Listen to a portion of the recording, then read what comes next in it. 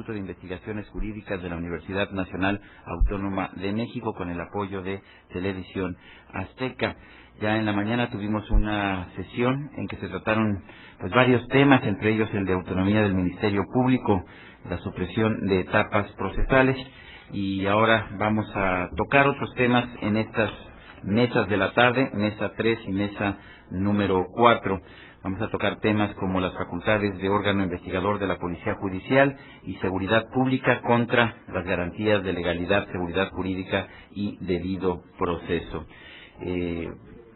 Quiero agradecer la presencia en esta mesa de Miguel Carbonell, del Instituto de Investigaciones Jurídicas de la UNAM, de Rafael Estrada Michel, de la Escuela Libre de Derecho, y de Carlos F. Natarén, del Instituto de Investigaciones Jurídicas también de la Universidad Nacional Autónoma de México.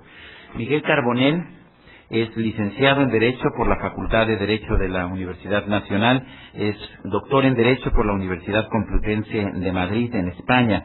Es investigador del Instituto de Investigaciones Jurídicas de la UNAM, coordinador del área de Derecho Constitucional de este instituto. Es investigador nacional del Sistema Nacional de Investigadores desde enero del 2006. Ha escrito 18 libros y compilado otras 30 obras, y después todavía le da tiempo a hacer algunas otras cosas. Ha publicado más de 280 artículos en revistas especializadas y obras colectivas en distintos países. Ha dictado una gran cantidad de cursos y conferencias en México y también otros países. Es miembro del Consejo Consultivo de la Comisión Nacional de Derechos Humanos y de la Junta de Gobierno del Consejo Nacional para Prevenir la Discriminación. Ha colaborado en la realización de iniciativas ciudadanas de ley, por ejemplo, la Ley Federal de Transparencia y Acceso a la Información, la Ley Federal para Prevenir y Eliminar la Discriminación y el proyecto de reforma constitucional en materia de juicios orales y debido proceso legal. Las reglas son presentaciones de unos 15-20 minutos para que después podamos pasar a un formato de discusión. Miguel, adelante. Gracias, Sergio. Muy buenas tardes a todos. Gracias a los organizadores por permitirme estar aquí con todos ustedes esta tarde. No voy a darle muchas vueltas. Creo que más o menos sabemos de qué estamos hablando en este coloquio, y por tanto intentaré defender el punto central en el que quiero basar mi exposición, que es una preocupación. Cuando el presidente Calderón el 9 de marzo hace llegar sus 4 iniciativas de reforma, una constitucional y 3 de orden legal, expresa, entre otras cuestiones, la necesidad de fortalecer las atribuciones del Ministerio Público y de la Policía para combatir eficazmente el crimen. Y esta es una premisa del conjunto de las 4 iniciativas. Y a mí lo que me preocupa es si el presidente Calderón tuvo a la vista algún diagnóstico que le permitiera afirmar con certeza esta necesidad. Es decir, ¿en qué se basa el presidente Calderón para decir que para combatir eficazmente la criminalidad requiere el sistema jurídico de darle más facultades a la policía y al Ministerio Público?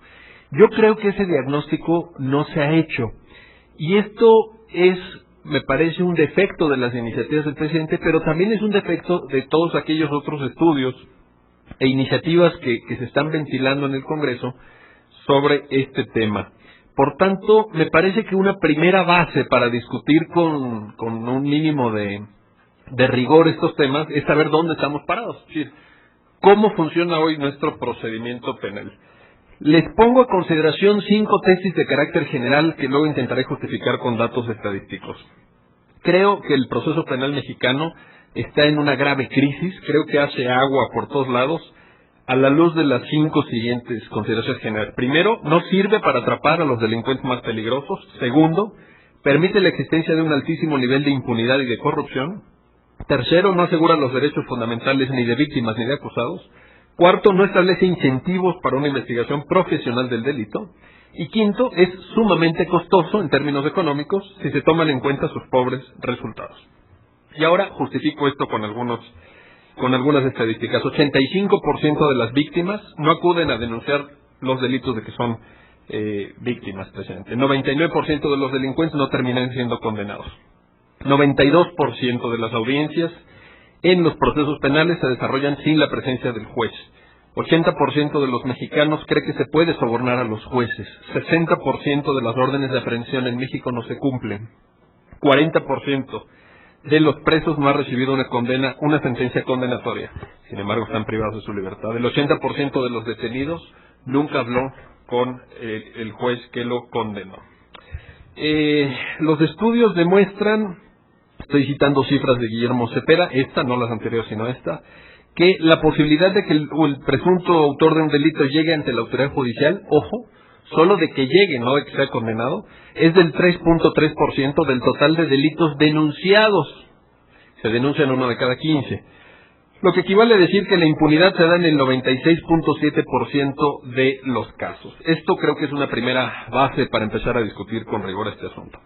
En segundo lugar, hay que destacar también la poca eficacia de nuestra policía en la tarea de investigar el delito. Es decir, hay datos que permiten avalar que la policía mexicana es eficaz si detiene en flagrancia o si en el momento en el que están robando un estéreo pasa por ahí una patrulla, pero si ya le decimos, a ver, ponte a levantar cuestiones de orden pericial, etcétera, ahí ya no es tan buena la policía mexicana.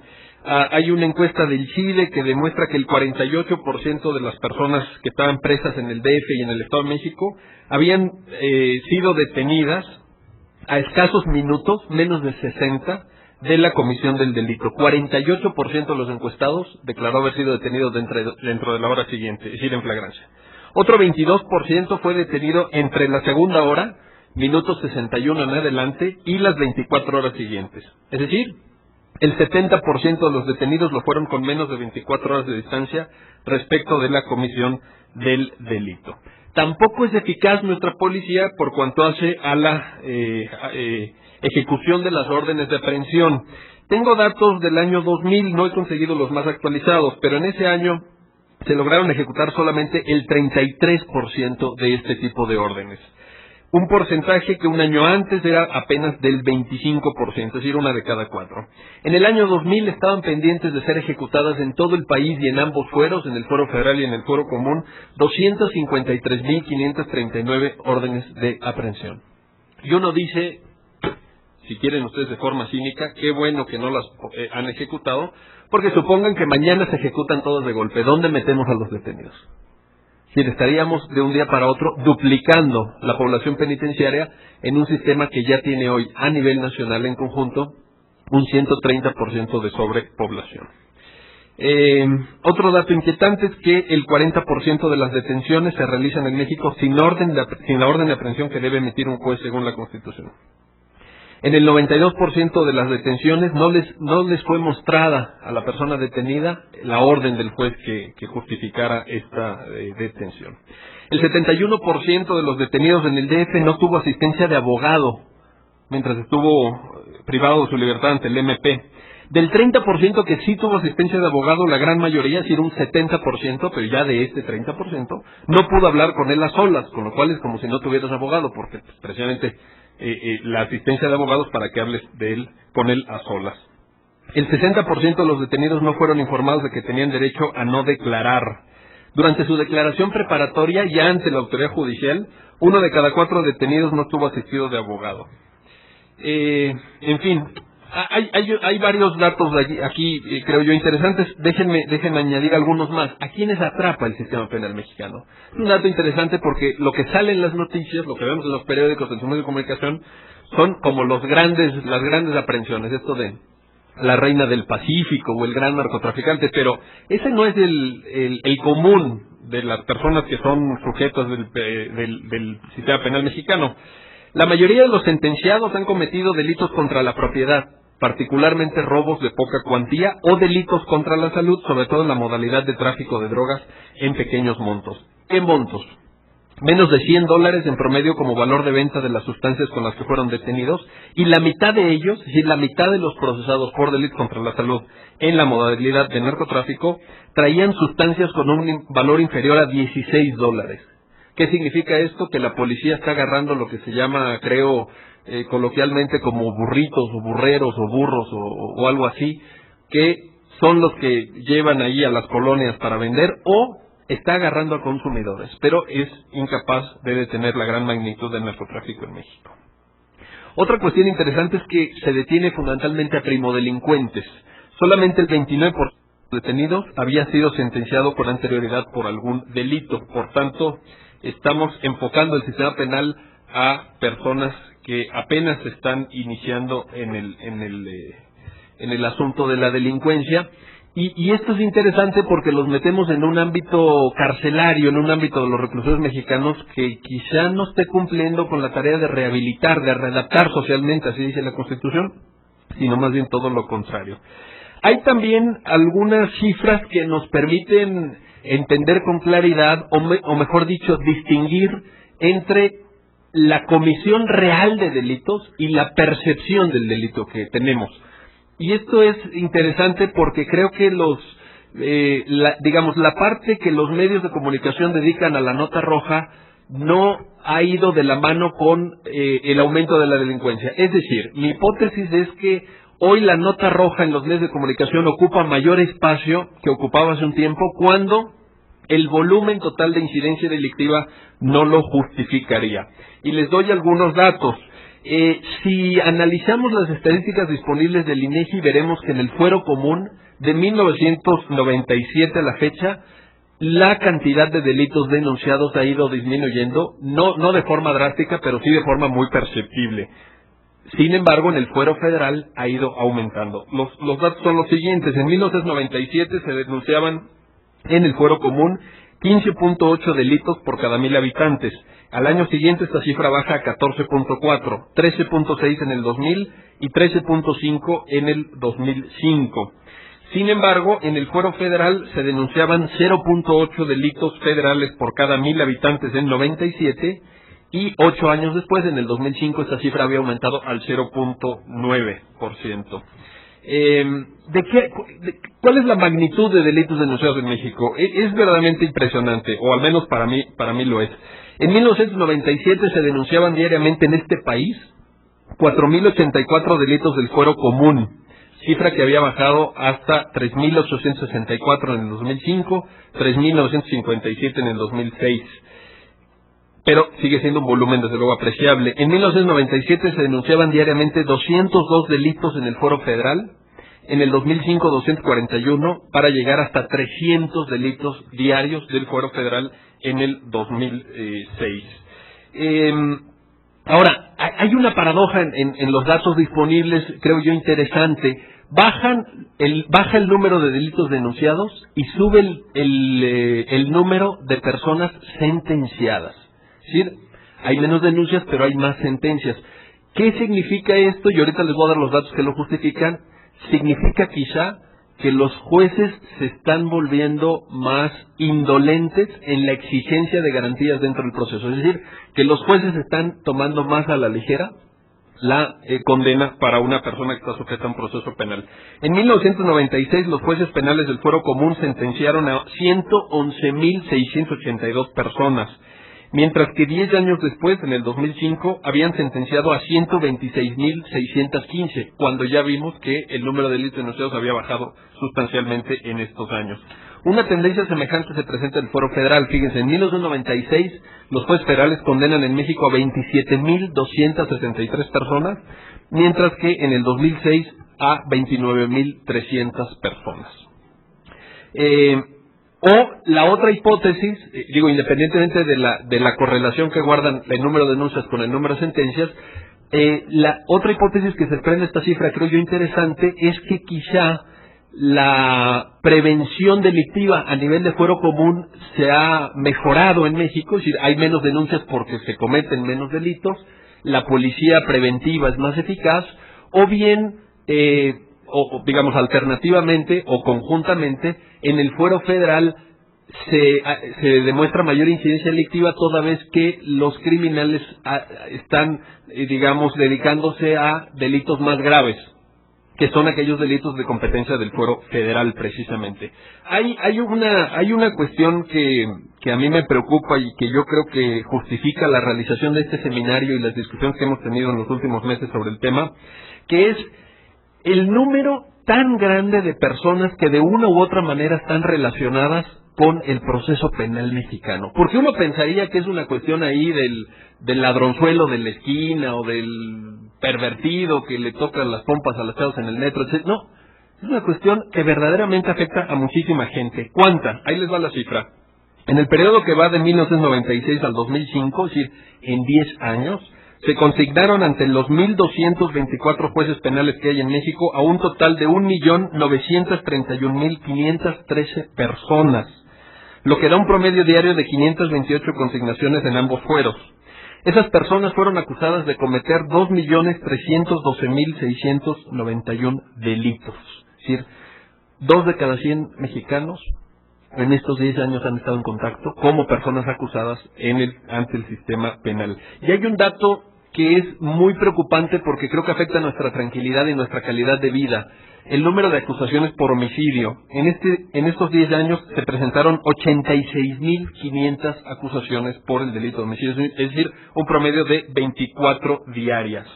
Desde luego, como ustedes saben, para pasar a otro asunto, la tasa de población carcelaria ha crecido en el 40% en estos últimos 10 años, alcanzando una cifra, varía día con día, pero digamos, el último registro que yo pude tomar de hace unos meses es de 213,000 personas. Tenemos en México a 213,000 personas en nuestros establecimientos penitenciarios, que suman 456.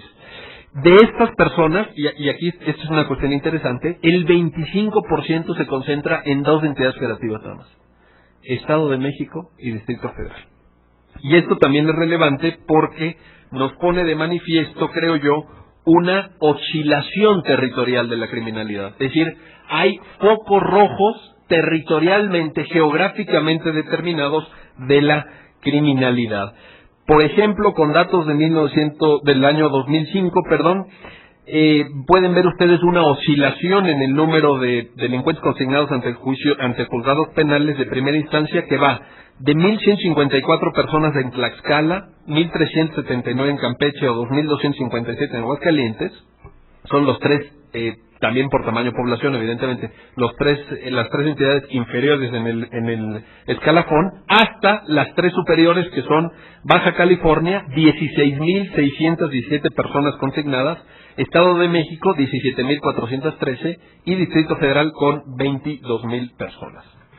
No es un panorama alentador, no es un panorama que suene fácil. Quien diga que tiene todas las soluciones en la mano estará probablemente mintiendo, estará haciendo un acto de retórica pura y dura, pero creo que hay forma de revertir esto. ¿Cuáles son, en un minuto, las propuestas? En fin, esto obviamente me tomaría mucho tiempo detallarlo, pero digamos, telegráficamente, las siguientes cuestiones.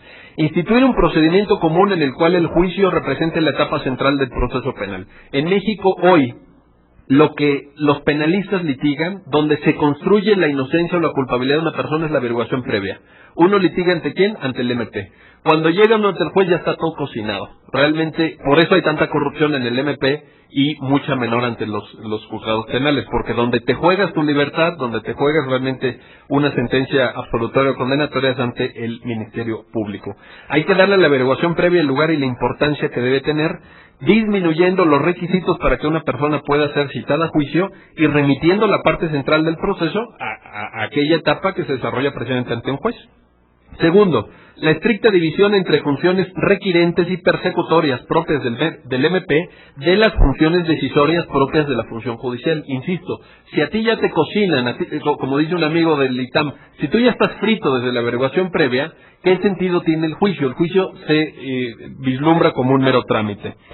Tercero, desformalización y simplificación de la etapa de la investigación. Con esto se lograría, creo yo, desatascar el enorme cuello de botella de las averiguaciones previas que ofrece un problema muy significativo. Cuarto, regular una serie de mecanismos alternativos a la aplicación del procedimiento penal y de la sanción punitiva, es decir, deflacionar el catálogo de delitos. Hay muchas cosas que hoy tratamos penalmente que merecerían otro tipo de regulación administrativa, civil, etcétera, etcétera, y darle salidas alternativas al proceso penal, porque ninguna inversión de dinero, ningún aumento de presupuesto será capaz de procesar efectivamente, será capaz de procesar con todas las etapas del debido proceso legal a un número tan grande de presuntos delincuentes como el que acabo de referir. ¿Sí? Estamos hablando de pasar por juzgados penales a 2 millones de personas en un plazo de 10 años. Esto es verdaderamente difícil de absorber. Y por último, el estricto respeto de los derechos y garantías fundamentales del imputado, del condenado y de la víctima. Y en este sentido, creo que, entiendo el carácter, digamos, provocador del título de esta mesa, pero yo no veo por qué tengamos que hablar de garantías del debido proceso legal versus seguridad pública. No hay este enfrentamiento. Quien diga que ahí hay un enfrentamiento está mintiendo o lo está haciendo por pura ignorancia. Como nunca se plantean tampoco mesas redondas donde se hable de libertad de prensa versus libertad de tránsito. ¿Por qué? Pues porque no tienen ninguna forma de enfrentarse una y otra. De la misma forma, la seguridad jurídica no tiene, o la seguridad pública, mejor dicho, no tiene por qué ir en contra de las garantías fundamentales. De hecho, donde más se respetan los derechos fundamentales de procesados, de sentenciados y de víctimas, son aquellos países en donde menor delincuencia existe. Por tanto, no hay ahí ningún enfrentamiento, sino un régimen de absoluta compatibilidad. ¿Se puede perseguir eficazmente al crimen respetando los derechos? Sin duda alguna. ¿Se tienen que violar derechos para combatir el crimen? Por supuesto que no. Cuando estemos dando ese paso, cuando demos ese paso, si es que los legisladores aprueban la reforma penal de Calderón del 9 de marzo que restringe garantías, creo que estaremos atravesando una línea muy delicada de la que habría que estar, desde luego, advertidos. Muchas gracias.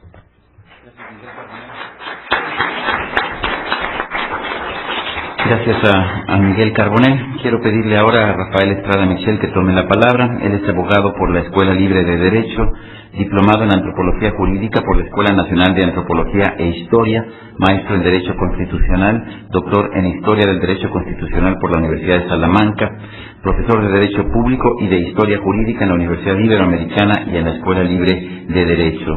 Ha escrito, entre otros libros, Monarquía y Nación entre Cádiz y Nueva España. Es miembro del Sistema Nacional de Investigadores. Ha trabajado en el Instituto de la Judicatura Federal como director de área de investigación en materia constitucional y judicial. Es coordinador de la maestría en Derechos Humanos de la Universidad Iberoamericana. Doctor Rafael Estrada, adelante. Muchas gracias a Sergio Sarmiento, muchas gracias también al Instituto de Investigaciones Jurídicas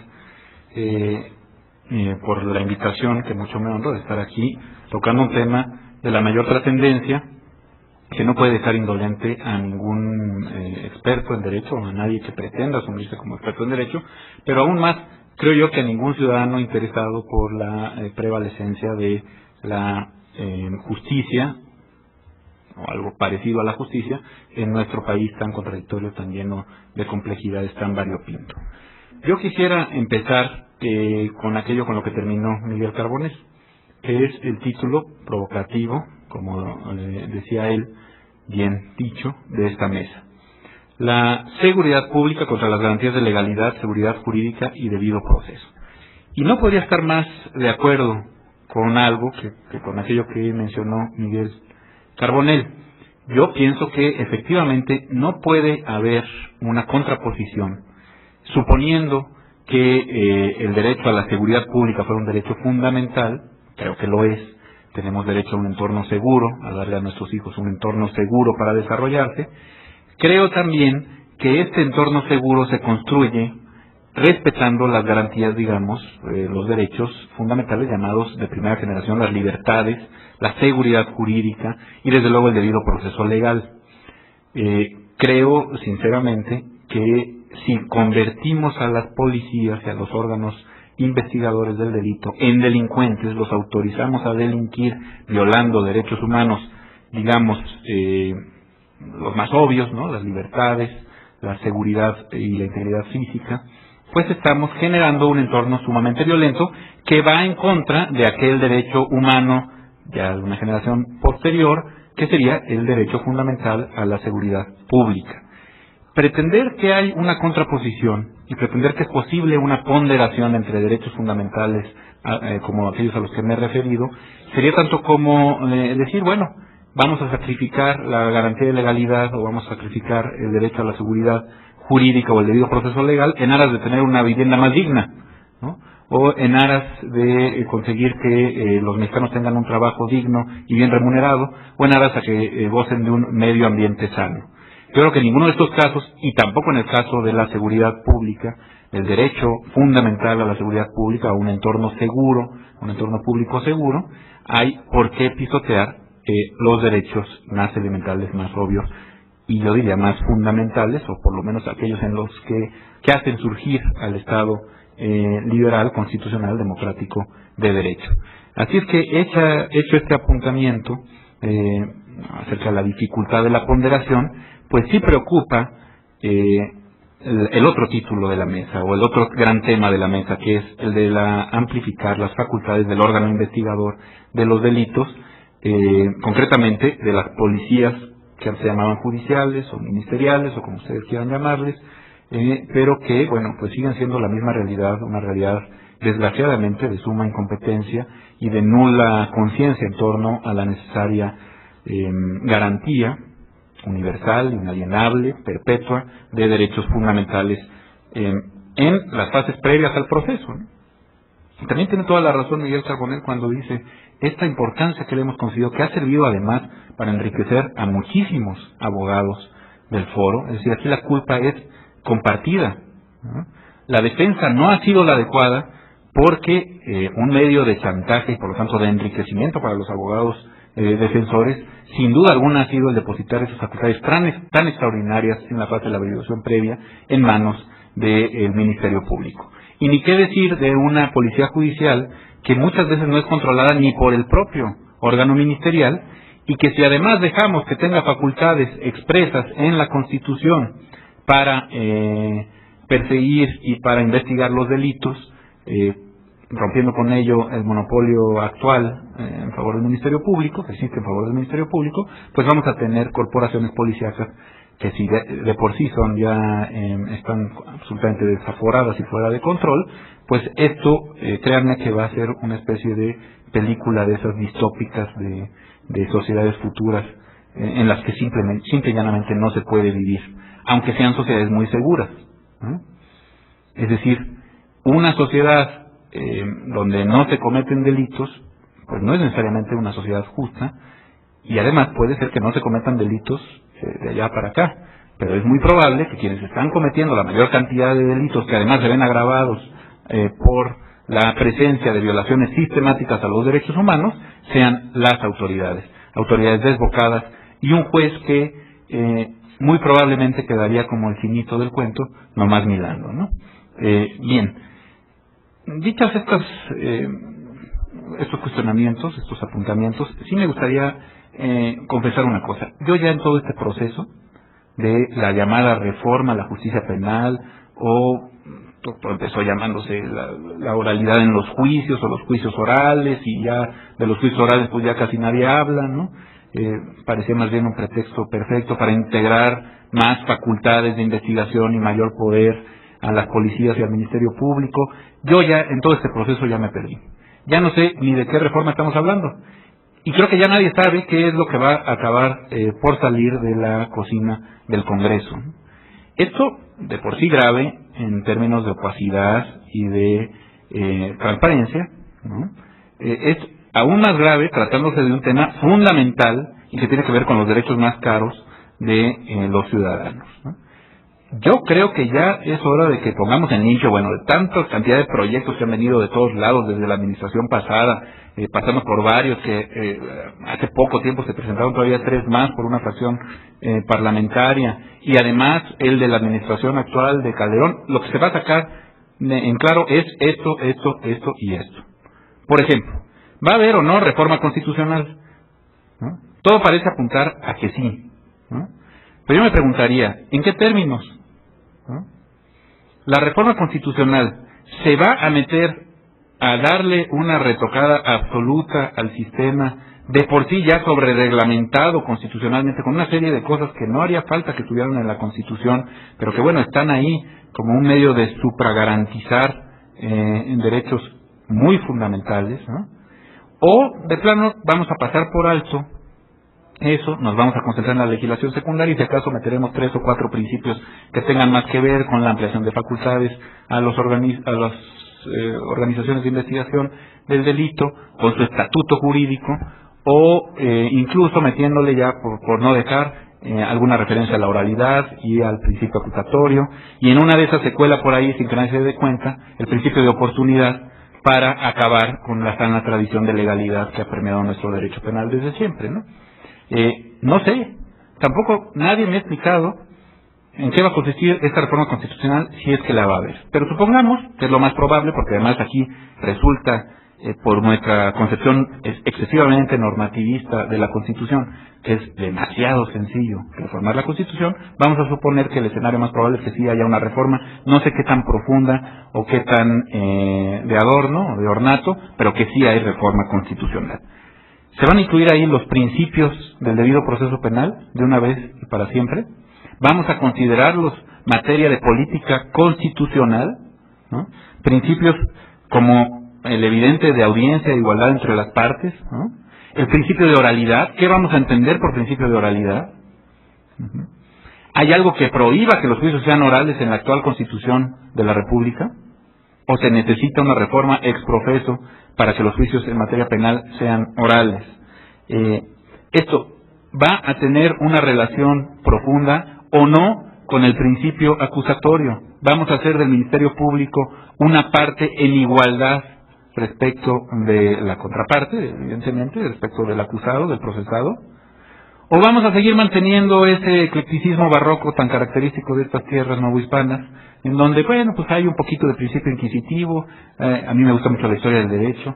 Esto lo confesó un procurador general de la República que hizo reformas allá por los años 20, cuando era procurador, y luego llegaría nada más y nada menos que presidente de la República, don Emilio Portes Gil, que decía, bueno, pues sí, el constituyente del 17 quiere principio acusatorio, pero pues como la moderna técnica penal en Europa, todo, ¿no? Si lo hacen los europeos es que está bien, ¿no? En este caso, si lo hacen los estadounidenses es que está bien. Pues ya permite volver al principio inquisitivo, al inspector Javert de los miserables, ¿no? Eso es muy francés, es muy jacobino, es muy padre, ¿no? Entonces, pues nosotros en nuestro Código de Procedimientos Penales nos permitimos combinar ambos principios. Es inusitado que un Procurador General de la República haya confesado una inconstitucionalidad de manera tan flagrante y en la exposición de motivos, ¿no? Bueno, pues eso ahí está. Entonces vamos a seguir campechaneando con el principio inquisitivo, jugando con eso, ¿no? Los franceses, por ejemplo, tienen oralidad en los juicios y tienen un principio inquisitivo muy sólido, muy de la tradición de la novela de Víctor Hugo, ¿no? Bueno, lo de siempre, decidámonos, no todo cabe en un carrito, ¿no? Yo creo que en este tema, si vamos a meter oralidad, pues vamos a decidirnos ya de una vez y por siempre por el principio acusatorio, ¿no? Vamos a poner en igualdad a las partes, incluyendo desde luego al Ministerio Público, y vamos a evitar que la Policía Judicial o Ministerial o AFI o Hermanitas de la Caridad o como les vayan a poner, sean partes en los procesos penales, ¿no? Eso me parece elemental, ¿no?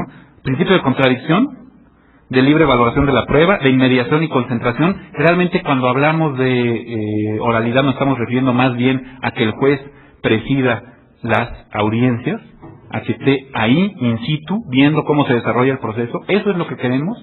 Yo creo que sí, ¿no? La escalofriante estadística a la que se refería Miguel Carbonell, algo así como 8%, ¿no? de las audiencias son presididas por los jueces, tanto en el fuero local como en el federal. Bueno, vamos a revertirla, ¿no? ¿Necesitamos una reforma constitucional para eso? No, creo yo que no. Los jueces tendrían la obligación de estar ahí, más bien habría que llamarlos a cuentas. ¿Por qué no presides las audiencias? ¿Dónde andas? ¿No? Para quien haya litigado, y esto en todas las materias, tengo anécdotas de cuando era pasante en materia civil y mercantil, bueno, pues es que el juez tristemente está escondido tras una vidriera así como la que está allá atrás, ¿no? Dormido frecuentemente en medio de una cantidad de expedientes escalofriante también, alucinante, ¿no? Kafkiana, ¿no? Bueno, pues llamémoslo a cuentas en vez de estar introduciendo reformas constitucionales, ¿no? La pobre Constitución, a veces me parece que es más fácil tocar a la Constitución y manosearla que llamar a cuentas que utilizar los mecanismos de rendición de cuentas que la propia Constitución o el orden constitucional in genere ofrece, ¿no? Y bueno, el principio de publicidad, que va muy asociado a la oralidad, ¿no? Vamos a permitir que las audiencias sean públicas en todos los casos. Hombre, eso no se ha visto creo que en ningún país del mundo, ¿no? Habrá casos en los que la publicidad pues tenga que verse limitada, ¿no? ¿Qué vamos a poner en la Constitución al respecto? Yo, insisto, ya me perdí. Y en donde más me perdí, en todo este proceso que ha sido muy tortuoso, en donde más me he perdido es en el punto de los derechos fundamentales del acusado, de los derechos fundamentales en general en el proceso penal, ¿no? Los vamos a sacrificar en aras de una mal entendida seguridad pública. Vamos a considerar que está por encima de derechos de primerísima generación y fundamentalísimos ese derecho también fundamental a la seguridad pública, o nos vamos a decidir ya de una vez por todas a tener un sistema verdaderamente garantista, incluso a nivel constitucional, pero sobre todo en la legislación ordinaria. ¿Ya vamos a poner la presunción de inocencia en la Constitución? ¿No? ¿Ya? ¿Por fin? Digo, ¿y vamos a replantear el aspecto de la prisión preventiva en consecuencia? Yo creo que por ahí es donde tenemos que avanzar, ¿no? Yo no conozco todas las constituciones del mundo, pero es como que una cosa, una cláusula ya obligatoria, ¿no? Se presume inocente hasta que se demuestre lo contrario, ¿no? Bueno, hasta se vería bonito, ¿no? Hasta dirías, bueno, ya, país civilizado, caray, ¿no? Y no tiene eso, no se pelea, no rinde en absoluto con un país seguro, con un país que brinde a sus hijos un entorno de seguridad pública medianamente razonable, ¿no? Hombre, evidentemente que esto también tendrá que ver con las acciones colectivas, un tema que no se ha tratado, ¿no? Si no hay un entorno seguro, una asociación de vecinos puede irse a los mecanismos de control constitucional y exigirle a la autoridad, ¿no? Vamos a suponer, de mi tierra, ¿no? El agrupamiento de vecinos de Apatzingán, Michoacán, puede ir en una acción colectiva de amparo, si la hubiera, a reclamar que pues simple y llanamente no se puede vivir en un entorno seguro en la tierra caliente michoacana. Bueno, discutámoslo. Esto es parte de la reforma, no solo judicial, sino de la reforma del Estado, ¿no? Y al nivel más importante, más fundamental, ¿no? También vamos a poner el famoso principio de las películas, ¿no? Aquel de tiene usted derecho a permanecer en silencio, creo que es la segunda enmienda o la primera enmienda, ¿no? Que sale ahí la policía sexy de la película gringa diciendo you have the right to remain in silence, everything you say will be, ¿no? ¿Sí? Los derechos Miranda, sí, famosos, ¿no? Los vamos a poner en la Constitución. Bueno, pues ahí sí creo que deberíamos, ¿no? Y en el caso al que nos referíamos antes, que también es un nombre de la mesa, de las facultades de investigación, ¿ya le vamos a enseñar a ser responsable al Ministerio Público y a las policías? ¿Le vamos a decir, si obtienes ilícitamente estos medios de prueba, no van a contar en el juicio? Que las grabaciones están muy chistosas y que qué bueno que las pasen en cadena nacional, ¿no? Y que el gober precioso y el gober penoso y el gober no sé qué, muy bonito, pero son pruebas obtenidas ilícitamente, no las puedes usar. Ya les vamos a decir, ¿es usted responsable, señor agente del Ministerio Público? ¿Es usted responsable, Procurador General de la República? ¿Es usted responsable, señor Policía Judicial o Ministerial?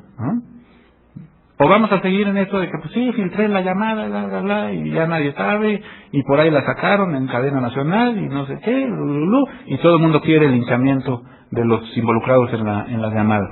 Yo sé que cuesta mucho trabajo defender a esta gente, ¿no? Cuesta mucho trabajo hablar en favor de los derechos procesales de pederastas, de narcotraficantes, ¿no? De gobernadores mano largas y corruptos. A mí es el primero que me cuesta trabajo y el primero que me da coraje que sigan ahí, ¿no? Como si nada pasara. Pero los derechos fundamentales, no se nos olvide, son universales y son inalienables. Son para todos o no son. Son derechos humanos o no son derechos humanos. No son derechos en absoluto, ¿no? Son privilegios, son prerrogativas. Entonces, o reconocemos que incluso la reina del Pacífico, o el señor Shenli Yegón, ¿no? O el gobernador de Puebla, ¿no? O el señor Jan Zucarcuri. Estamos hablando de un pederasta, ¿no? Eso, o presuntamente pederasta. Es una cosa difícil decir esto, ¿no? Pero o reconocemos que también tienen derechos y que tienen los mismos que nosotros y los mismos que Santa Teresa de Jesús, ¿no? O de plano, pues ya vamos a cerrar el capítulo y vamos a establecer un régimen de excepción para todos los que consideremos que son delincuentes imperdonables, y ya dejémonos de payasadas. Los derechos humanos, como decía un célebre anuncio de alguna campaña política, pues son para nosotros los humanos y los demás son ratas, ¿no? Y por lo tanto no tienen derechos. Bueno, es absolutamente despreciable pensar así, pero bueno, si ese es el objetivo, discutámoslo. Yo creo que en una sociedad democrática y constitucional lo que debe caber siempre es la discusión de cara a la sociedad, ¿no? El régimen de prisión preventiva, otro tema fundamental.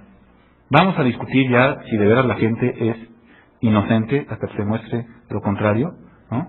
Estas cifras, otra vez escalofriantes, de cómo se llenan las cárceles de gente que no ha obtenido sentencia en años, sentencia condenatoria, ¿las vamos a mantener? Yo creo que agravian, yo creo que claman al cielo, ¿no? Yo creo que son esas cosas que no pueden tolerarse en una reforma mínimamente garantista, ¿no? Vamos a replantear el régimen de la prisión preventiva. Hombre, yo tampoco soy un iluso ni un utópico. Sé que es una herramienta necesaria en algunos casos, ¿no? Pues sé que hay gente que se va, por supuesto, y que no tiene empacho en irse a vivir a Sri Lanka, ¿no? Bueno, pues vamos a establecer un mecanismo en donde se evite eso, pero también se evite que la cárcel esté llena, frecuentemente además, pobres, porque los pobres no pueden pagar los honorarios escandalosos, de escándalo auténtico, de los abogados que además litigan, como decía Miguel Carbonell, en la averiguación previa y que no llevan el asunto al proceso, casi nunca de los nunca, ¿no? Bueno, ¿y qué hacemos con el Ministerio Público? ¿Le quitamos el monopolio de la acción penal? ¿Hasta dónde llegan los derechos de la víctima o del ofendido? Vamos a volver... Esto es un tema de historia del derecho, no se crean que no. No sería lo más original del mundo pretender que las víctimas, los ofendidos, tienen en derecho a una especie de vindicta privata, ¿no? Bueno, también discutámoslo, ¿no? También discutámoslo. O pongamos ya con toda claridad el principio de oficialidad en la Constitución y olvidémonos de andar con jueguitos barrocos y eclécticos, ¿no? El Ministerio Público tiene el monopolio de la acción penal, pero vamos a trabajar en favor de la profesionalización del Ministerio Público y de la policía a su cargo. Se me acaba el tiempo, pero rogaría que no dejemos de entrar en la ronda de preguntas y respuestas, en la ronda de debate abierto, al tema importantísimo donde lo haya, y más en los actuales momentos de la República, de la delincuencia organizada y del pretendido régimen de excepción con el que se le pretende manejar, ¿no? Muchas gracias.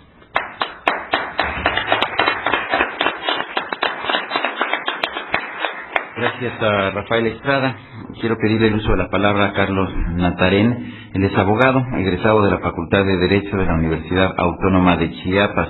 Tiene estudios de maestría en la Universidad Nacional Autónoma de México y es doctor en Derecho Procesal por la Universidad Complutense de Madrid. Entre sus trabajos más recientes se cuentan la tutela de los derechos fundamentales de naturaleza procesal, así como es también coautor de la obra Nuevo Código Penal para el Distrito Federal, comentado y coordinado por Sergio García Ramírez y Olga Islas de González. Es secretario de la sección mexicana del Instituto Iberoamericano de Derecho Procesal Constitucional, así como miembro de la sección mexicana del Instituto Iberoamericano de Derecho Constitucional. Es investigador de tiempo completo en el Instituto de Investigaciones Jurídicas de la UNAM, así como miembro del Sistema Nacional de Investigadores. Doctor Natarén, adelante. Muchas gracias. Buenas tardes. Debo iniciar, como es de rigor en estos actos académicos, expresando mi agradecimiento por la invitación para estar esta tarde con ustedes y aprovechando además de que he sido precedido por tan ilustres abogados, tan ilustres juristas, que ha permitido poner en contexto el problema de la crisis del proceso penal mexicano. Voy a tratar de aprovechar, seré breve además, lo prometo, y vamos a tratar de centrarnos un poco en el tema específico, o los temas específicos a los que dan título a esta mesa. La primera cuestión son las facultades de órgano investigador, es decir, quién debe investigar en el proceso penal mexicano. Para entender el problema, para ponerlo en contexto, la cuestión es, lo que está detrás es, en este momento en el proceso penal mexicano no hay investigación. O para decirlo en términos, como dirían alguien de la PGR, la investigación está chata. Tienen que considerar que es cierto lo que nos han dicho tanto Rafael como Miguel. Al día de hoy el proceso penal está definido por la etapa de la averiguación previa. ¿Por qué? porque la prueba que define el contenido de la resolución de la sentencia, la prueba que define si se condena o no, es una prueba que se fabrica completamente en la averiguación previa. Es decir, el Ministerio Público crea la prueba y la desahoga ante sí mismo, con lo cual genera una desigualdad en términos de garantía de defensa bastante amplia. Luego, habría que entender también el contexto, centrándolo un poco más. Tendremos que hablar de los problemas de la investigación o el desarrollo de la investigación en el proceso del fuero común. ¿Por qué? Porque, de acuerdo con datos mismos de la PGR o datos a través de INACIPE, que tiene un sistema de análisis delictivo, un par de libros sobre el tema, van a encontrar que el 95% de los asuntos en materia penal en México se ve ante un juez del fuero común. Es decir, para aquel ciudadano que no distingue entre lo que es un juez federal y un juez del fuero común, para aquel ciudadano que no sabe cuál es la diferencia, la cara de la justicia que tiene es la cara del juez penal. Y más allá, la justicia penal que recibe empieza con la policía ministerial, la Agencia Estatal de Investigaciones y con el Ministerio Público del Fuero Común. Entonces, en este contexto de cuál es el problema serio, es en donde no existe la investigación, lo que se está planteando es modificar las reglas establecidas, donde el día de hoy se dice que solo el Ministerio Público es el titular de la investigación y la policía es su auxiliar, para tratar de modificar eso que Guillermo Cepeda ha señalado de una forma tan clara como una sola palabra: flagrantodependencia. El proceso penal mexicano es flagrantodependiente. ¿En qué sentido? Si al día de hoy dijeran, vamos a reducir los supuestos de flagrancia, francamente le cortaban un pie, le cortaban una pierna a la Procuraduría. Y habría que considerar además que no estamos hablando de la flagrancia en el estricto sentido de estar sorprendida en el momento de cometer un delito, sino habría que ver lo que dicen los códigos, que tienen tres supuestos, tanto el federal como los de fuero común, donde se establece de un lado la flagrancia, la equiparación a la flagrancia y la cuasiflagrancia. Y la equiparación a la flagrancia puede abarcar 72 horas después del hecho, de cometido el hecho. Es decir, de acuerdo con el código, para no ir más lejos, del Distrito Federal, una persona que es reconocida por un testigo, con aquello de que el testigo, con toda la certeza que puede dar un testigo, o se le encuentran indicios que hacen, indicios que indican o que señalen la probable comisión de un delito, hasta 72 horas después de la comisión del delito. Entonces, imagínense un delito en ese instante, podría ser una persona detenida, entre comillas, en flagrancia, en equiparación a la flagrancia de manera estricta, hasta el día sábado. Ese sistema de flagrancia es nada más la respuesta a la incapacidad para investigar. El problema que hay detrás es ¿qué debe hacer el Ministerio Público? ¿Quién debe ser el Ministerio Público? ¿O cuál es el papel que realiza el Ministerio Público en el proceso penal mexicano? Al día de hoy, el Ministerio Público debe ser un abogado. Y entonces, ¿qué facultades tiene para guiar una investigación? Recuerden además que la averiguación previa está pensada para generar dos elementos. En términos generales, sus códigos así lo dicen, ¿no? Cuerpo del delito y probable responsabilidad. El Ministerio Público debe ser una persona que organice la investigación buscando generar esos dos elementos, llenar esos dos espacios. Ok, les podríamos poner un ejemplo muy burdo, pero además algo que ya se llevó a la práctica en el estado de Guanajuato, cuando una de las personas que elabora uno de los proyectos mejor hechos de reforma penal en hace 2 o 3 años, Miguel Ángel García Domínguez, y cuando él era Procurador General de la República, a los ministerios públicos les quitó la pistola. Así de simple. ¿El Ministerio Público debe llevar pistola? El punto aquí es, ¿cuál es el papel del Ministerio Público? ¿Él va a dirigir la investigación? ¿Va a estar ahí en la calle buscando delincuentes? ¿O es una persona que con conocimiento técnico califica los hechos que le aportan el órgano investigador? Al día de hoy ese es el punto. El Ministerio Público está justamente en medio de ese problema de no se sabe si es completamente un órgano investigado o es un órgano de lo que diría la propia Constitución, persecución, que es actuación en el proceso penal. Habría que ver la distinción entre un Ministerio Público adscrito a juzgado, lo que hace, y un Ministerio Público adscrito a una agencia investigadora. Es el día de noche. Es más, veamos, ¿cuál es el día cotidiano de un Ministerio Público? Un MP, ¿qué es lo que tiene que hacer? Normalmente podríamos decir el Ministerio Público está saturado, está superado. ¿Y por qué está superado? Normalmente por los casos de urgencia. Un Ministerio Público que llegue a trabajar un día, que empiece su turno, empezará normalmente tratando de resolver aquellos casos donde tiene detenido y tiene que realizar una consignación en términos constitucionales dentro de 48 horas. Una vez que resuelve eso, entonces tendrá que atender aquellos casos donde tiene un abogado litigante diciéndole, señor Ministerio Público, le traigo este testigo, desahóguelo por favor. Una vez que realice eso, tendrá que empezar a preparar aquellos casos donde puede pedir o generar cierta clase de oficios para investigación. Y una vez que termine con todo eso, que puede puede llevar muchas horas, entonces empezará a planear la investigación de las denuncias que tenga. A final de cuentas, el Ministerio Público entonces resulta que el trabajo que tiene no está completamente bien definido. ¿Quiénes investigan en México? ¿Qué clase de investigación existe? En el ámbito del fuero común, bueno, tenemos policía muy empírica. Además, recuerden, ¿quién es policía en México? La policía está mal pagada. ¿Consideren seguros de vida? Nada. ¿Seguros para la educación de los hijos? Tampoco. Y además, una policía, además de mal pagada, mal vista socialmente, es una cosa curiosa porque cuando se solicita una tarjeta de crédito, dicen, no tienes ningún problema salvo que seas policía o seas abogado, por alguna razón. Entonces, resulta que un policía mal visto socialmente, además tiene muchos incentivos en su trabajo para detener. Le pagan más por entregar. Y luego, consideren además el sistema como está planteado con incentivos para entregar confesiones. Aquí podríamos hacer un pequeño paréntesis. Habría que considerar el papel de los jueces en la protección de los derechos humanos en este país, el papel de los jueces en la protección de los derechos fundamentales. Desafortunadamente, esta no es la prioridad. Los jueces en México durante mucho tiempo han tenido otro papel y no han asimilado que son la primera línea de defensa de los derechos fundamentales de una sociedad. Los jueces en el foro común, cuando estamos hablando de violaciones constitucionales, el planteamiento es hay que lo vean en amparo. Sin embargo, en el mismo amparo, los jueces federales podríamos decir que tampoco está supliendo o cumpliendo con esa necesidad. Habría que pensar cómo funciona el amparo ante una detención arbitraria. Existe una regla propia del amparo que habla de cambio de situación jurídica, es decir, alguien detenido arbitrariamente que después obtiene un auto de formal prisión, por muy arbitrario que haya sido su detención, pues ya quedó, digamos, de alguna manera sanado y el proceso puede continuar.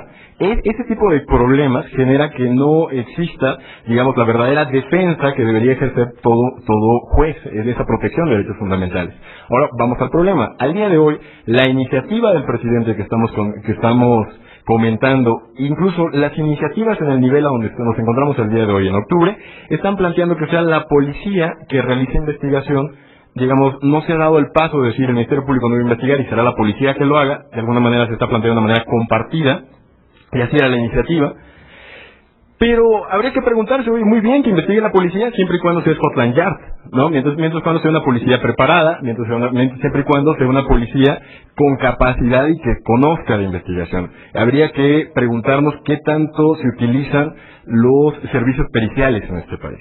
Me parece que es cierto que la policía podría realizar el papel investigador siempre y cuando la policía tenga un cambio muy importante en su estructura orgánica, que sea evidentemente una policía profesional, mejor pagada, mejor capacitada. Al día de hoy, lanzarnos a que las policías en este país investiguen así como estamos por sí solos es un suicidio, es un harakiri, es abrir la puerta a un conjunto de problemas como los que señalaba Miguel, cuestiones de arbitrariedad, cuestiones de impunidad. Y bueno, ya has dicho al pasar, ¿no? La cuestión de disminuir los requisitos para ser citado, para abrir un proceso penal, requiere forzosamente una reforma en paralelo, la reforma de la prisión preventiva, como muy bien señalaba mi querido Rafael Estrada. Al día de hoy, el problema de la prisión preventiva es un problema serio, es un problema grave. Existen mitos alrededor de la prisión preventiva. En este caso, yo sugeriría consultar el trabajo de Guillermo Cepeda, que justamente se llama así, mitos de la prisión preventiva, porque la prisión preventiva ni reduce la incidencia delictiva, ni disminuye la inseguridad ciudadana, ni se usa contra sujetos peligrosos, ni garantiza la reparación del daño. En una sociedad donde el 42% de la que está en la cárcel, el 42% de que está en la cárcel no tiene una sentencia, pues la situación es bastante preocupante. Pero bueno, en conclusión, sobre el tema de si vamos a modificar el artículo 21 constitucional y vamos a quitarle ese monopolio de la investigación al Ministerio Público, no puede ser en las circunstancias actuales. Uno, es importante redefinir la función del Ministerio Público, qué es lo que va a hacer. Evidentemente el Ministerio Público es un órgano muy importante, es el depositario de, para llamarlo de alguna manera, el poder de acusar, ese poder de poner en marcha la posibilidad de aplicar el jus puniendi del Estado. En ese contexto habría que definir qué clase de ministerios públicos queremos. Un ministerio público que esté en la calle investigando, muy bien, vamos a modificar la situación, vamos a establecer las reglas necesarias para ello, o si de plano los queremos volver técnicos jurídicos, vamos a volver una cuestión que evalúe el resultado de la investigación. En ese caso tendríamos que replantear la estructura orgánica de la policía, eso es indispensable. Así que, frente a esas propuestas de modificar el sistema, necesariamente tendrían que acompañarse de una explicación muy clara de exactamente quién va a investigar, qué policía va a investigar, cómo se está enseñando que se plantea hacer una cosa distinta. Ahora, sobre el segundo de los temas que se plantean en esta mesa, seguridad pública contra garantías de legalidad, seguridad jurídica y debido proceso, coincido, se plantea un tema provocativo, y el tema yo creo que aquí debería verse con un poco más en detalle. Primero, me sumo a lo que se ha dicho acá, en el sentido de que cualquier ciudadano puede tener contacto con el proceso penal. Yo incluso subrayaría, y eso se ha dicho muchas veces, en este momento, en este país, nadie tiene una garantía de inafectabilidad. Cualquiera puede estar sujeto a un proceso penal, en el momento en que cualquiera conduce puede tener un problema que acabe en el Ministerio Público, o cualquiera puede ser víctima o ofendido, más en esta ciudad. En esa lógica nos interesa que el proceso penal funcione como un proceso penal moderno, que cumpla las finalidades que tiene expresamente todo proceso penal moderno. ¿Cuáles son las finalidades? Primero, el proceso desde siempre ha estado pensado para que el juez, para allegar la información al juez, para que el juez pueda tener certeza, entre comillas, sin entrar a cuestiones de la epistemología de la prueba, certeza sobre lo que sucedió. Sin embargo, además, se busca que esa sentencia tenga como conclusión paz social, que vuelva a restaurar el conflicto que estuvo. La última de las cuestiones, y es la más importante, el proceso penal moderno es un límite al ejercicio arbitrario del jus puniendi. Es decir, al día de hoy, si ustedes revisan el artículo 17 de la Constitución que establece la prohibición de la venganza privada, resulta que entonces nosotros no podemos hacer venganza, no podemos tratar de hacer justicia por nuestra propia mano, y en ese contexto la lógica es necesitamos, dado que solo el Estado va a castigar, necesitamos que cuando el Estado aplique ese derecho a castigar, aplique esa sanción, lo haga dentro de unas circunstancias que le permitan a cualquiera de nosotros que eventualmente podría ser sujeto a un proceso penal, lo haga considerando que tuvo acceso a lo que se denomina debido proceso. Esa es la lógica del proceso penal, un límite al ejercicio del poder de sanción que tiene el Estado. Esa ruptura, si esa perspectiva, digamos, tiene sentido y tiene lógica, se rompe con el problema que tenemos al día de hoy, y muy aquí en México, que es la delincuencia organizada. Y en realidad esta clase de cuestiones que se manifiestan tan claramente en la iniciativa, este aumento de facultades del Ministerio Público y de la Policía Investigadora, tiene mucho que ver con los problemas que responde al día de hoy la CIEDO, la Subprocuraduría especializada en delincuencia organizada, y se dan en un contexto específico, el ahora, donde el Estado mexicano enfrenta uno de los retos más importantes en toda su historia. La delincuencia organizada ha llegado a un nivel auténticamente de retar la autoridad del Estado. Tenemos, para qué repetir datos o noticias que todos conocemos sobre ejecuciones, sobre retenes paramilitares en capitales de los estados. En este contexto es cuando la CIEDO y cuando la investigación que se realiza en contra de la delincuencia organizada encuentra en reglas de debido proceso un obstáculo a su desarrollo. Basta platicar con cualquier persona de CIEDO para que encuentren señalamientos sobre que los cateos no son negados regularmente por los jueces de distrito, para que la idea de que el arraigo es indispensable.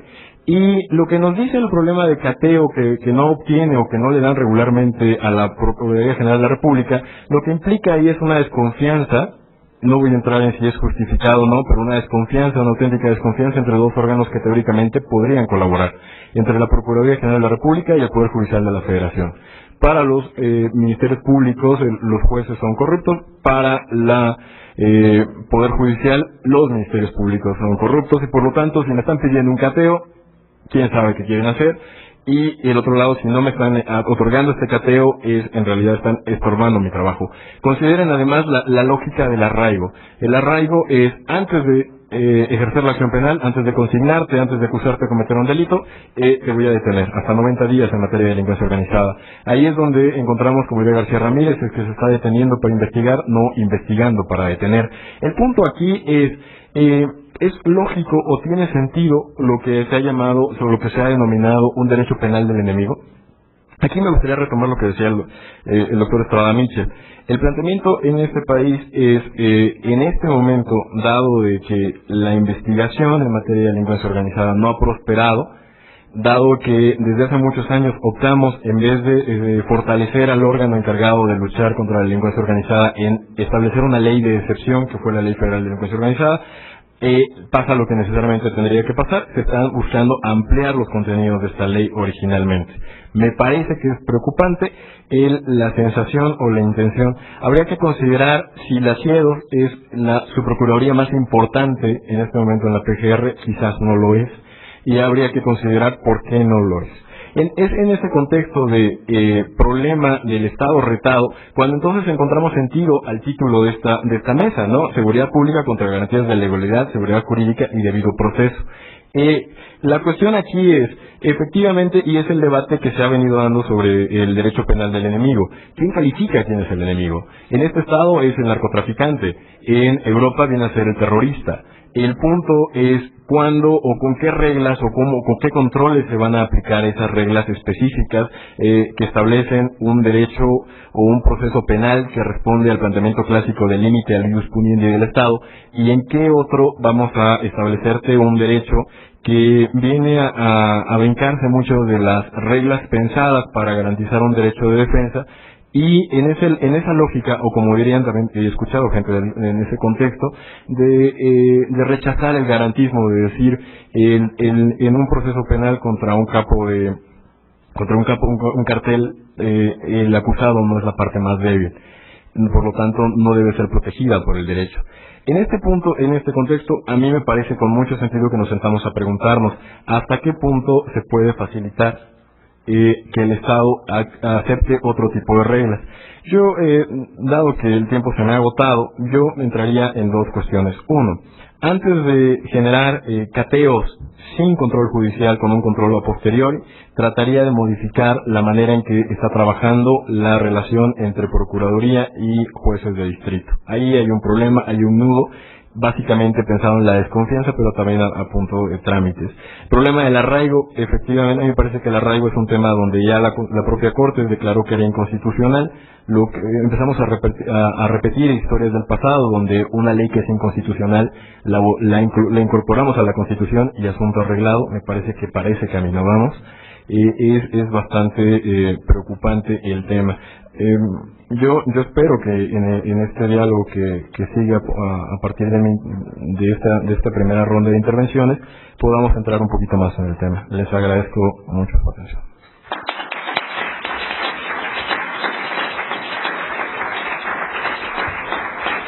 Bueno, gracias.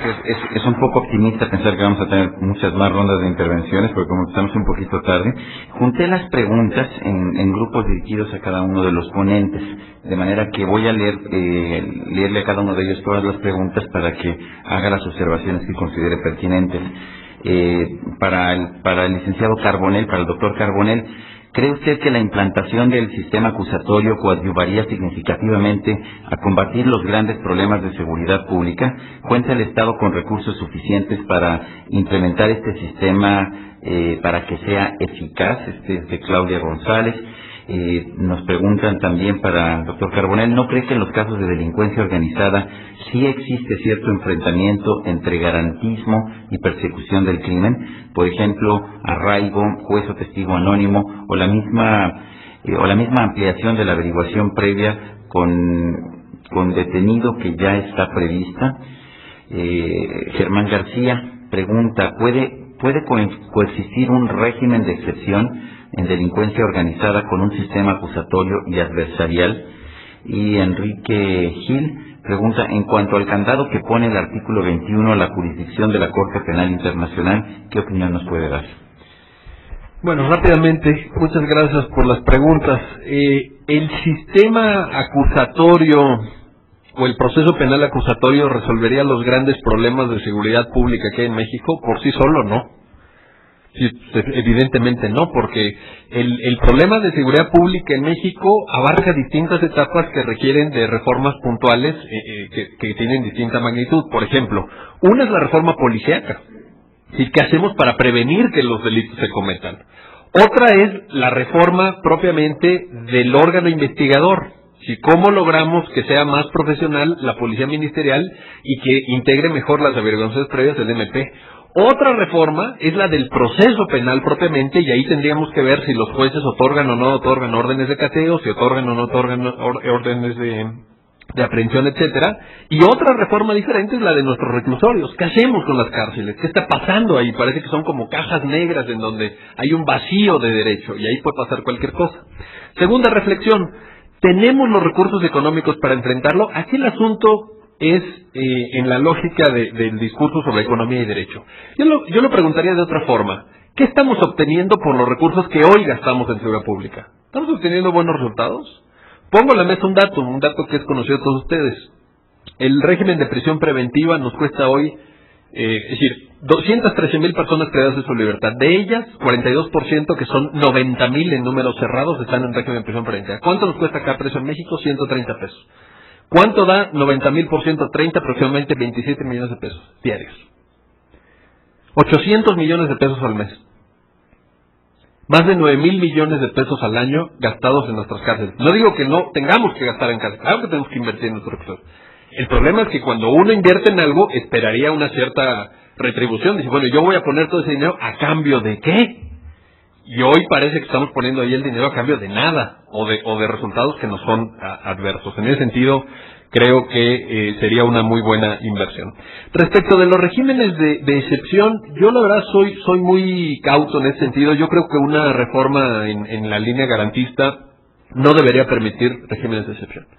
Oye, pero la delincuencia organizada se tiene que procesar de acuerdo con las reglas del proceso penal común.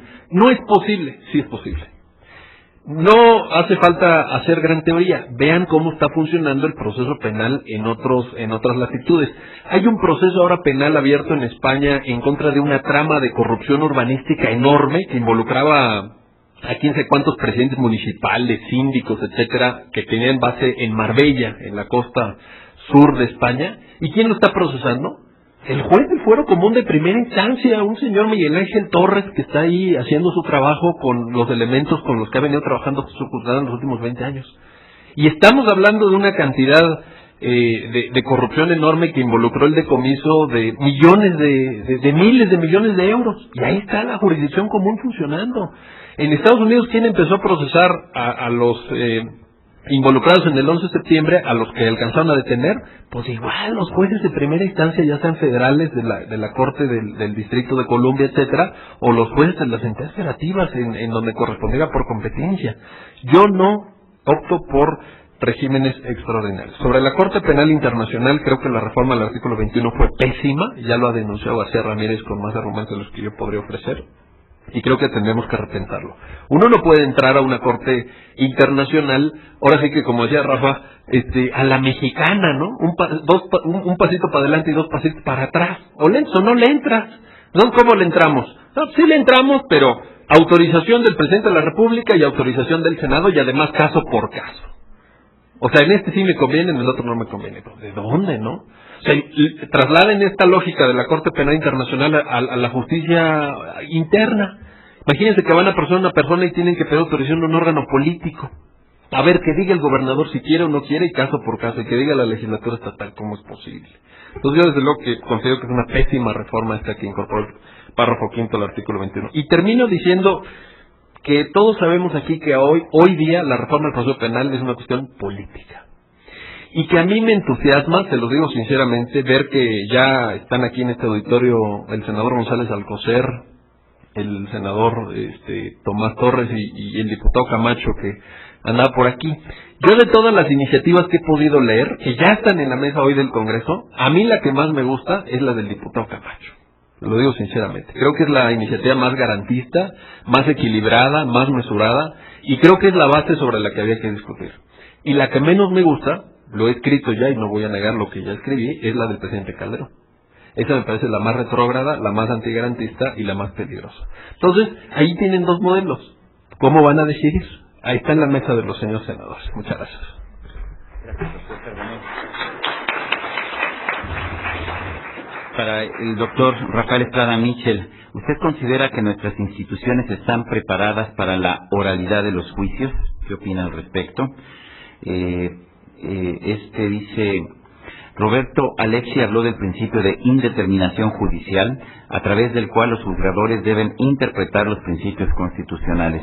Quizás el desconocimiento y falta de criterio de los juzgadores federales o locales les impide ver que la presunción de inocencia es ya un derecho fundamental previsto de forma jurisprudencial y en tratados de derechos humanos. Esto lo saben los juzgadores, están verdaderamente capacitados. Y Claudia González le pregunta al doctor Estrada, ¿garantismo para quién? ¿Para el inculpado? ¿Para la víctima? ¿Se oponen uno u otro? ¿Cómo armonizar ambos? Bien, pues muchas gracias. Me gusta mucho el conjunto de preguntas porque tienen que ver con algo que yo quise traducir en mi intervención, que es la referencia a la cultura constitucional y al institucionalismo, ¿no? Es decir, salir del normativismo más abyecto y más superado para meternos en el mundo de las instituciones y de los principios, ¿no? Instituciones preparadas, preguntaban por ahí. Bueno, yo creo que es un asunto de cultura constitucional. Me parece que tampoco es que para que los jueces cumplan con su deber de presenciar las audiencias necesitemos que sepan física cuántica, ¿no? Y que la entiendan. Es un asunto de cumplimiento del deber, un poco de sentido patriótico, de sentido de justicia, y yo creo que, y esto tiene que ver con la segunda pregunta, pues hay de jueces a jueces, ¿no?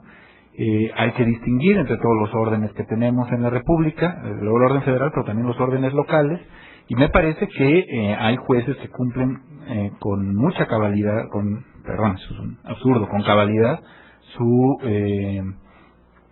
ministerio. Y hay otros, en cambio, que se han dedicado a hacer aquel viejo ideal de la Revolución Francesa, ¿no?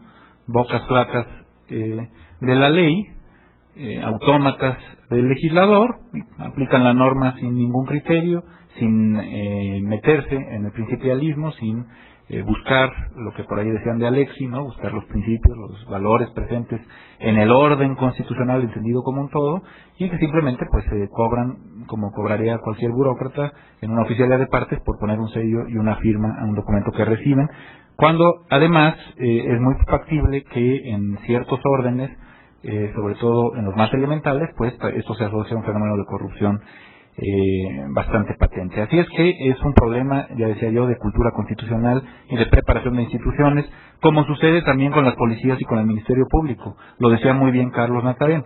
Bueno, pues sí, vamos a controlarlas, vamos a tener instituciones que controlen, ¿no? Los mexicanos no somos corruptos por nacimiento, eso es algo que se nos ha pretendido imponer y nos lo hemos terminado por creer, ¿no? No es cierto que seamos corruptos, no nacemos y el día de nuestro nacimiento nos bautizan en la corrupción, ¿no? Ni ponen en la puerta del hospital corrupto, ¿no? Ni la cigüeña nos está enseñando coartadas cuando nos va trayendo desde Orlí, ¿no? No, es un asunto de instituciones y de cultura, y en el fondo de patriotismo, ¿no? De patriotismo constitucional. Si hay instituciones preparadas, si hay policías, agentes del Ministerio Público, fiscales y desde luego jueces preparadas para la oralidad, pero sobre todo para el principio acusatorio y para responder por la igualdad de las partes en el proceso, las cosas van a marchar mucho mejor, incluso en el ámbito de la seguridad pública e incluso en lo que se refiere al combate a la delincuencia organizada. Yo estoy seguro de ello. Dirán que soy muy optimista. Bueno, pues quizá, ¿no? Para eso estamos, para ser optimistas. Y por último, ¿garantismo para quién? Pues para todos. Ya lo decía yo, se trata de derechos que corresponden inherentemente a los seres humanos, por eso se llaman derechos humanos, no hay que darle más vueltas, son universales y son inalienables, no se puede renunciar a ellos, ni nos lo puede quitar una mayoría del 99.9999%, ¿no? de los ciudadanos, ¿no? Por eso precisamente la pena de muerte debe estar prohibida, ¿no? Así es que garantismo, desde luego, todo tipo de garantías para víctimas y ofendidos, ¿no? Pero también, y para eso se creó el derecho, lo veía muy bien Carlos Natarén, me parece una frase espléndida, el proceso penal es un límite al ejercicio arbitrario del jus puniendi, para eso nace, ¿no? Esto, bueno, es el Marqués de Beccaria, ¿no? Elemental.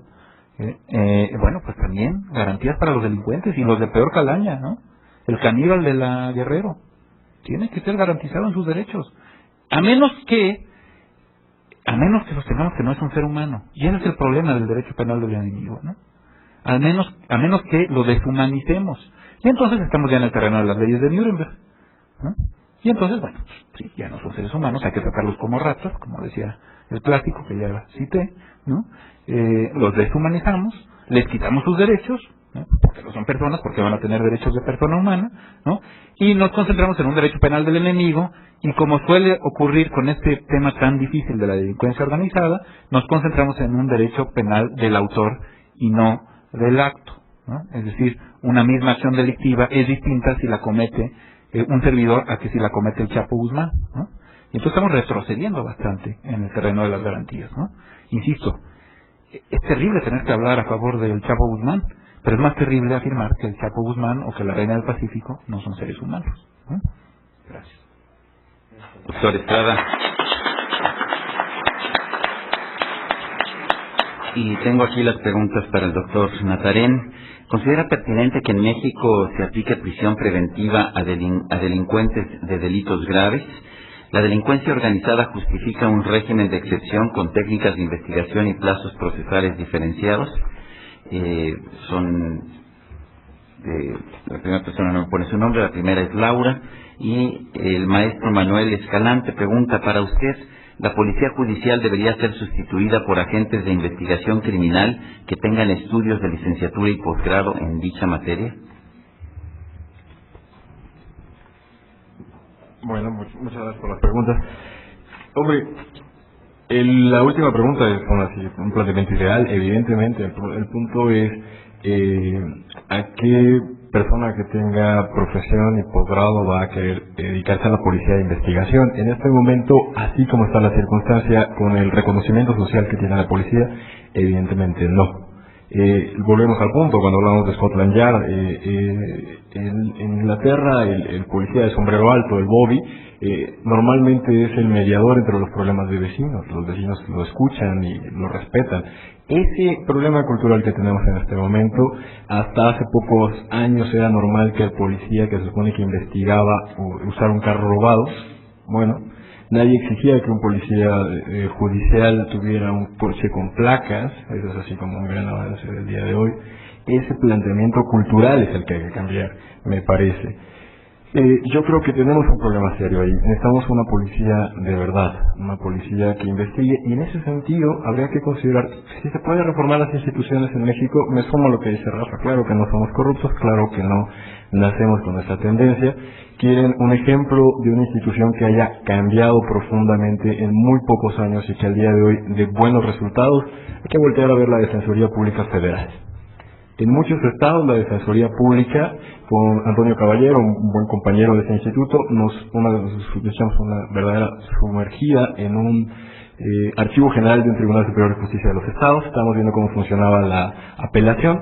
Acabamos ubicando 3 machotes de los defensores públicos locales.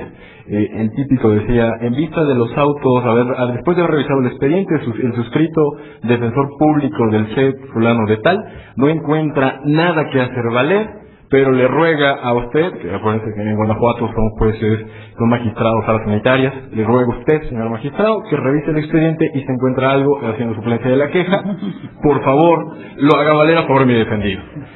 Firma defensor público.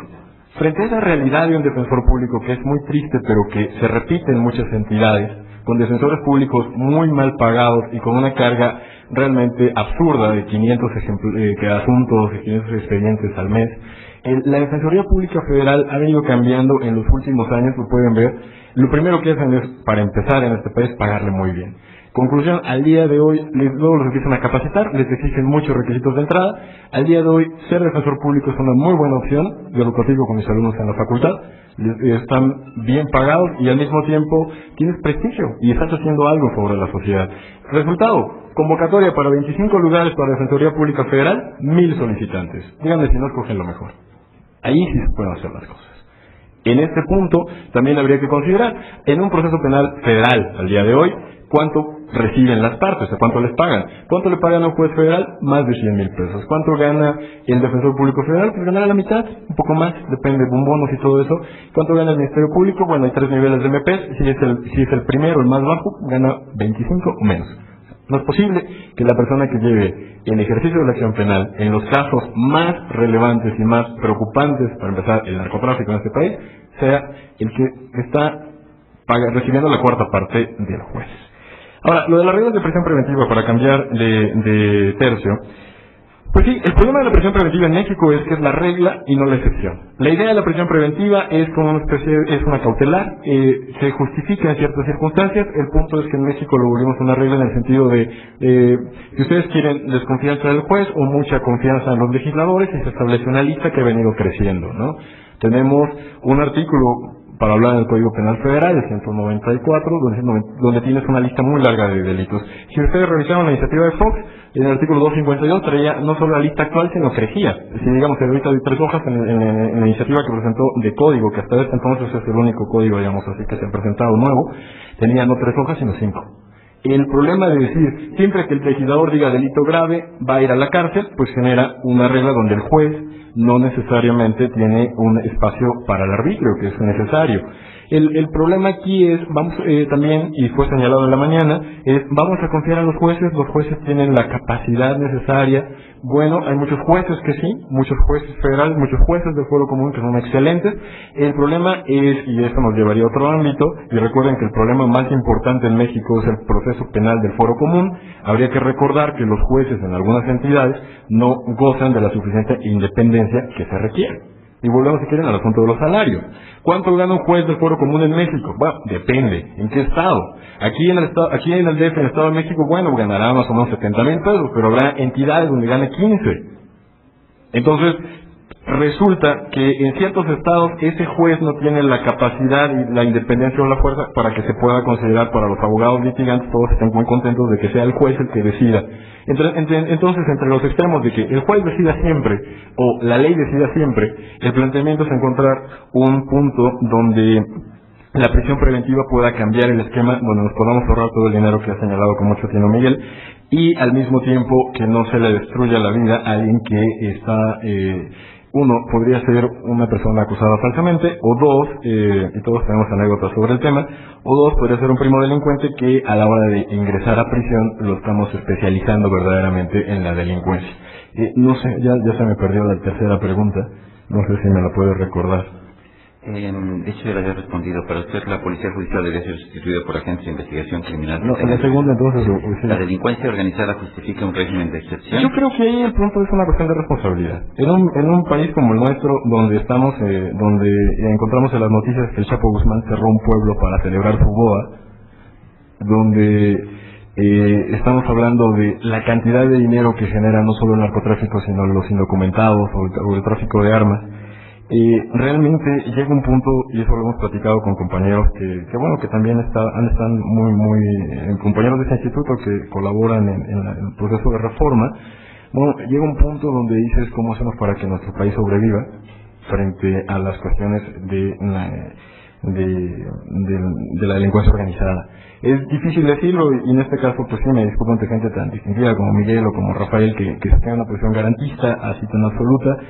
Yo creo que ha llegado el punto en que este país empieza a considerar cómo fortalece lo suficiente su lucha contra el narco, hablando o delincuencia organizada en general, pero de un contexto global donde la alternativa ideal de digamos, criminalizar este tipo de actividades, digamos que ellos venden lo prohibido y siempre habrá algo prohibido que vender, necesariamente tenemos que fortalecer la respuesta. Forzosamente es necesario ampliar muchas de las cuestiones. El punto aquí no es si se van a ampliar o no, creo que ya, digamos, llegó el punto de que sí se van a ampliar. La cuestión es qué controles vamos a tener sobre esas facultades nuevas. Digamos, desafortunadamente, y esa es mi opinión, creo que sí se tienen que ampliar algunas facultades. La cuestión es, no se deben de ampliar sin soltarlas completamente. Tenemos que establecer controles. ¿De qué tipo? Por ejemplo, el Ministerio Público. El Ministerio Público es una institución que opera en la opacidad. Nadie sabe por qué el Ministerio Público Federal fulano de tal está adscrito a este caso. Necesitamos controles que permitan que sepamos cómo está funcionando. En ese sentido, el maestro Víctor Murillo tiene una propuesta para generar un consejo del Ministerio Público que permita una participación social y permita necesariamente una ampliación en el control de este tipo, por ejemplo, de adscripciones o de sanciones de ese régimen a los ministerios públicos. El tema verdaderamente es muy complicado y no se pueden hacer generalidades, me parece que caso por caso. A mí el arraigo me sigue preocupando mucho, más cuando, de acuerdo con el sistema del procesal de Nuevo León o de Oaxaca o de Chihuahua, que, bueno, Oaxaca y Chihuahua son una familia y Nuevo León otra, teóricamente ya no es necesario detener para investigar. Entiendo que al día de hoy, con las reglas como están, básicamente que nada más con lo que tarda la Comisión Bancaria de Valores, quizás sí los 90 días de una detención, de un arraigo de delincuencia organizada podrían justificarse.